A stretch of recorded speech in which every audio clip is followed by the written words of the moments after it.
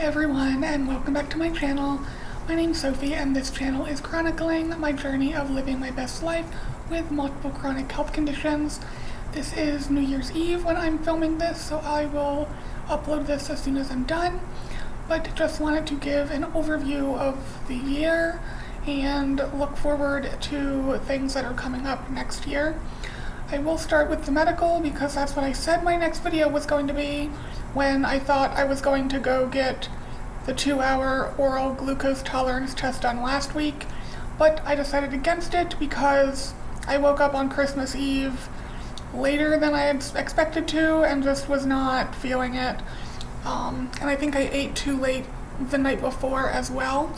So I just had that done this morning, and that's why it's taken me so long to get another video.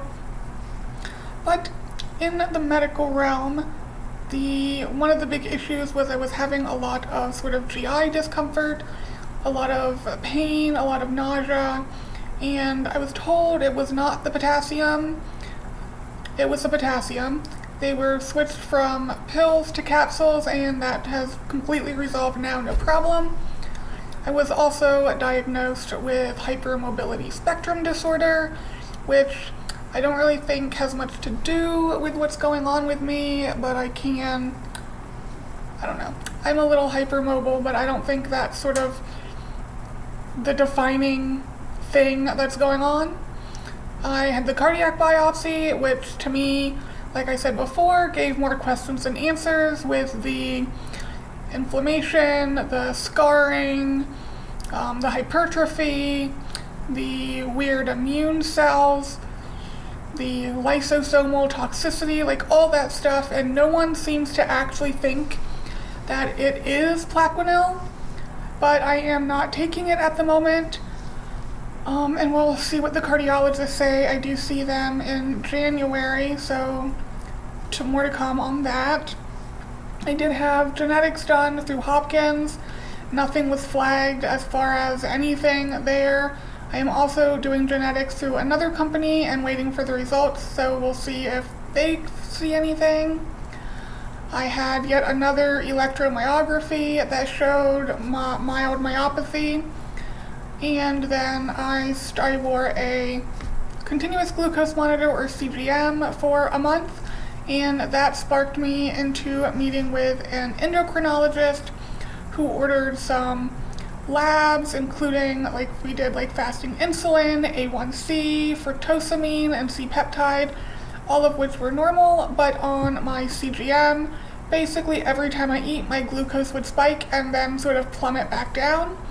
So he did order the 75-gram 2-hour oral glucose tolerance test, which I did today, and I'll just give the Hopkins test results. The Hopkins fasting result was 119 before I started, and then after 2 hours it was 253. So I will not be surprised if I do get a diabetes diagnosis, because technically after 2 hours, if your blood sugar is above 200, that is diabetes, even though my A1C is normal.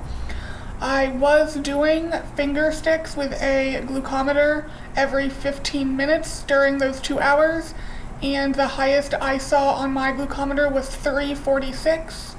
Keep in mind theirs was reading higher than mine, so it could have been higher than that. And then at the 4-hour mark, my blood sugar had dropped into the 70s. So my blood sugar really does just go up and then come back down. So we'll see what happens with that, but that is why I don't eat during the day. That is why I get fatigued when I eat, because whatever my body is doing to handle carbs and all of that, it just doesn't do it right. So that's the latest and greatest, fresh off today. And looking forward for medical, I am seeing a neurologist in January for the presumed TIA or mini stroke that I had in September. My cardiologist is also in January. It's the next week. After that, I will see a neuromuscular specialist because the muscular burning is one of my primary symptoms as far as daily living type of stuff, and that is why I ended up quitting my job. I'm gonna hopefully be getting a new job, still interviewing. I am meeting with a business coach on Friday, so I am starting my own business, and the goal is really going to be to find that work-life balance. I had it sort of at the beginning of the year, and then it went away. It just became work, and hopefully with whatever new job I land, it will have a better work-life balance. That is definitely the goal. Obviously I moved, that was a major thing, so I'm now in a condo, I'm on a single level, that's so much better, just so much better in so many ways. Went to a lot of concerts. I have 2 concerts planned already for next year. I'm going to see Disturbed for their 25th anniversary tour, as well as Papa Roach for their 25th anniversary tour, so I am excited about those. And we'll see what other concerts pop up. Hopefully they'll start putting out some more soon. I keep reading online that Eminem is touring next year. I will be all over that. He's been one of my favorite artists since basically he became popular, like back in the late 90s. So hopefully that can happen also.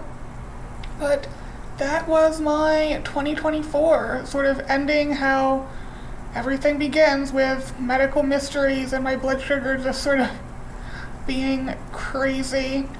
So, reading it out at my glucometer readings at beginning it was 95, 15 minutes later 216, then 305, 346, 321, 346 again, 304, 262, and then the 253, the 2 hour was Hopkins.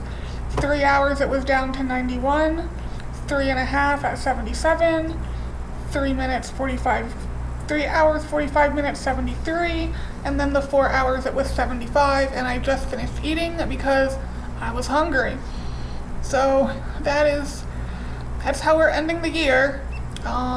Anyway, I hope you will follow along in 2025 and see what happens with that. I do still continue to have a lot more energy, and so I will be making a video about the new supplement I started taking and what it sort of allowed me to do in my day-to-day life. But I hope you guys are having a good day whenever it is you are seeing this, and I will see you in the new year. Bye guys.